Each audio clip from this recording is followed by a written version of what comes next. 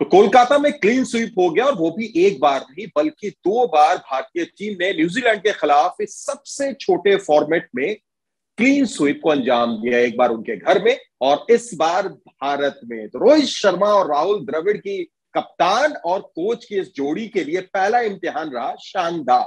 तो चलिए इसी पर हम चर्चा करेंगे। स्वागत है आपका ESPN cricket info time out Hindi में। मैं हूं सैयद और मेरे साथ जुड़ेंगे हमेशा की तरह रॉबिन उथप्पा।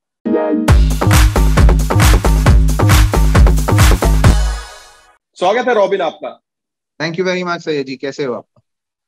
बहुत बढ़िया बहुत बढ़िया। और बढ़िया मैं क्या रॉबिन आप भी होंगे। इस वक्त तो हर भारतीय फैंस होगा क्योंकि न्यूजीलैंड के खिलाफ एक ऐसी टीम के खिलाफ जो अभी अभी रनर अप रही है T20 विश्व कप की और उसके खिलाफ क्लीन स्वीप कोलकाता में।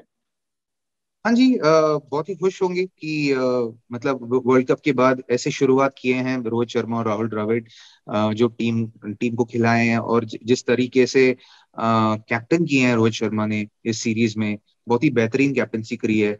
और जिस तरीके के बैटिंग किए हैं और बॉलिंग किए हैं, I think the boys can be very proud of themselves. हालांकि न्यूजीलैंड टीम मेंटली थोड़ा फटीग रहेंगे क्योंकि it's taken a lot for them finals तक पहुंचने को, और अनफॉर्चुनेटली हार गए तो उसका उसका नाखुशी भी रहेगी उन पे। तो they are probably dealing with a lot of things, तो वो शायद उनके बेस्ट नहीं लेके आ पाए इस सीरीज पे। पर हम सबको पता है कि बहुत ही बेहतरीन टीम है, हाई क्वालिटी टीम है। तो इंडिया विल डेफिनेटली टेक यहाँ से बहुत ज्यादा कॉन्फिडेंस आगे लेकर जाएंगे। बिल्कुल रॉबिन, और इन तमाम चीजों पर हम बात करेंगे, लेकिन सबसे पहले आ जाते हैं अपने पहले टॉकिंग पॉइंट पर, और वो है कि किस तरीके से पावर प्ले में अक्षर पटेल ने यानी बापू ने कहर बरपाया। और वो शायद जो 3 विकेट थी पावर प्ले के अंदर, तो उसने पूरे मैच को भारत की तरफ मोड़ दिया।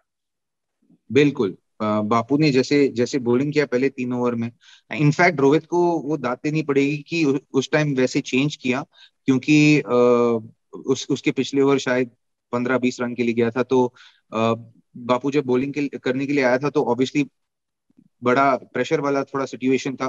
पर उस टाइम पे बहुत ब्रेवली उसने थोड़ा धीरे टू दी एयर स्लो फेंका और उन्होंने गलती कर बैठी। तो दोनों बैट्समैन जो उस ओवर में आउट हुआ था, तो मार्क चैपमैन भी सिर्फ एक बॉल खेल के अगले बॉल निकल के मारने के लिए कोशिश किए, पर अपने आप को थोड़ा टाइम भी नहीं दिया। पर अक्सर उस टाइम पे अच्छा बॉलिंग, मतलब टाइट बॉलिंग उस समय पे करना बहुत ही इंपॉर्टेंट है। वो एक और बंदा है जो अभी उसका हाथ ऊपर रखेगा कि मेरा भी नाम आ सकता है, क्योंकि मैं एक ऑप्शन बन सकता हूँ टीम के लिए पावर प्ले में डालने के लिए, क्योंकि वो भी एक स्पेशलिस्ट पोजीशन है जो हमारे लिए महत्वपूर्ण है। तो वो भी एक ऑप्शन है। मतलब अभी बहुत ज्यादा कंफ्यूजन होगा राहुल द्रविड़ और रोहित शर्मा को कि कैसे टीम पिक करें, किस किस को पिक करें, क्योंकि ऑप्शंस इतने ज्यादा हैं। बिल्कुल बिल्कुल सही कहा आपने रॉबिन। और रॉबिन, अगर दूसरी तरफ हम न्यूजीलैंड की बात करें तो बल्कि इस मैच में नहीं, ये कहानी तो ऐसे लगी कि शायद पूरे सीरीज में उनके साथ रही कि मार्टिन गप्टिल अकेले पड़ गए आज इस मैच में भी, और इससे पहले 2 मैचों में भी हमने देखा। हाँ जी, मुझे लगता है कि जब वो बैटिंग करते हैं कि शायद उनका प्लान ये है कि हम लोग सिर्फ अग्रेसिवली बैट करेंगे, क्योंकि कोई भी बैट्समैन अपने आप को थोड़ा भी टाइम टाइम नहीं दिया, या मतलब अपने आप के लिए थोड़ा टाइम भी नहीं लिया कि यार एक आध ओवर खेल लूं, देख लेता हूँ कि क्या होने वाला है विकेट पे। आए, एक बॉल खेलें, मतलब तुरंत अग्रेसिव, बीच वाला ऑप्शन ही नहीं रखे, सिंगल वाला ऑप्शन ही नहीं यूज किए वो लोग। या वो बाउंड्री ऑप्शन देख रहे थे या डिफेंड कर रहे थे। तो उस मेथड में सक्सेस रेट थोड़ा कम होता है। अगर सिर्फ 2 ऑप्शन यूज करने वाले हो, वो तीसरा ऑप्शन जो है वो प्रेशर निकाल भी लेता है थोड़े बहुत। तो वो भी यूज करना बहुत इंपॉर्टेंट है, स्पेशली जब आप चेस कर रहे हो और पहले 6 ओवर में अगर आप 2 या 3 विकेट गवा देते हो तो मैच जीतना बहुत ही मुश्किल हो जाती है T20 क्रिकेट में। बिल्कुल रॉबिन। और रॉबिन, जो हमारा अगला पॉइंट है वो कुछ ऐसा है, जब आप बीइंग ए कोलकाता बॉय, जब आप पहले कोलकाता की तरफ से खेलते थे, तो उस वक्त रोहित शर्मा को कोलकाता में खेलते हुए जब देखते होंगे तो थोड़ा सा लगता होगा बीइंग एन ओपोनेंट कि भाई ये इतनी अच्छी पारी खेल रहा है, हमारे खिलाफ खेल रहा है। लेकिन आज कितना सुखद लगा, आज भी रोहित सुपर हिट शर्मा का वही फॉर्म जारी रहा, कोलकाता प्रेम भी देखने को मिला। कोलकाता तो हमेशा रोहित के लिए हैप्पी हंटिंग ग्राउंड रह चुका है। और लाइक हम सब बस ये यकीन करते हैं कि यार अगर रोहित शर्मा ईडन गार्डन में खेल रहा है तो कुछ कुछ अजूबा करने वाला है। तो जैसे कि वीवीएस और मोहम्मद अजहरुद्दीन, वीवीएस लक्ष्मण और मोहम्मद अजहरुद्दीन थे, जब वो खेलते थे ईडन गार्डन में हमेशा रन बनाते थे, और हमको लगता था कि यार ये आज कुछ बड़ा करने वाले हैं। तो एग्जैक्टली वही सेंटिमेंट है जब रोहित शर्मा ईडन पे खेलते हैं कि यार रोहित कुछ गजब करने वाला है, और वैसे ही बैटिंग किया था। और पर्सनली मैं बहुत खुश हूं कि वो ऐसा बैटिंग, इतना फ्री बैटिंग कर रहा है अभी। इंडिया के लिए बहुत अच्छा है, मतलब टीम के लिए बहुत अच्छा है, और हमारे प्रोस्पेक्ट्स के लिए भी बहुत ही अच्छा है।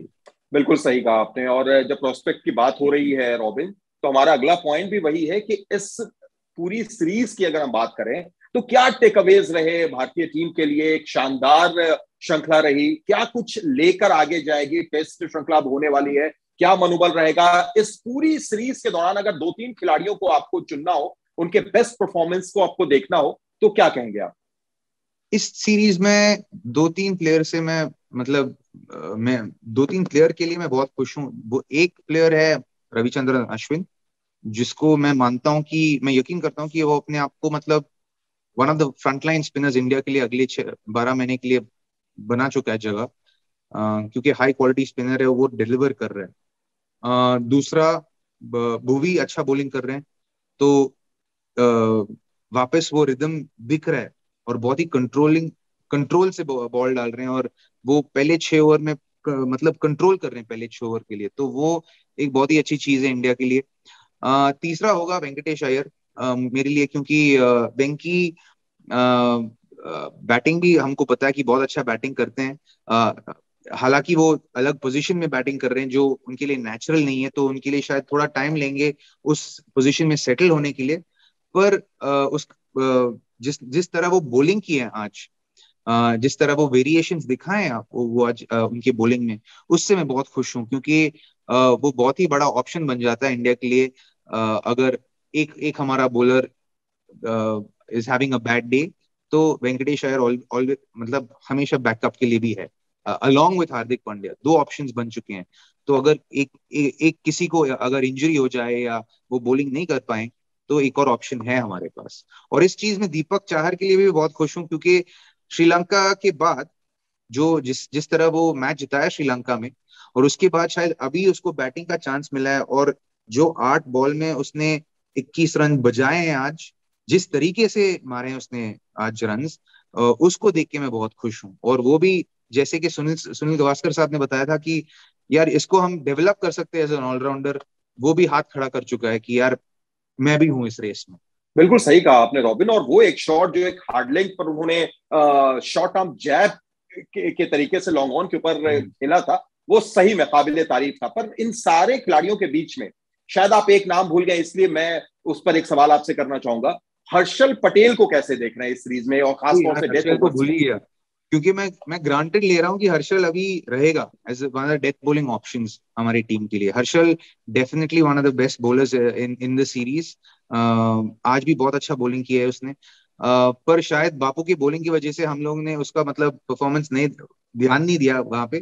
पर हर्षल डेफिनेटली बुमराह के साथ हमारे हमारे लिए एक डेथ बॉलिंग का ऑप्शन बन जाता है। और अगर भुवी अच्छे फॉर्म में है, तो भुवी भी बहुत अच्छा डेथ बॉलिंग करते हैं। तो इतने सारे ऑप्शंस रहना अ, उनके लिए बहुत कंफ्यूजिंग है, पर हमारे लिए जो सपोर्ट करते हैं इंडियन टीम के लिए तो बहुत ही अच्छा है।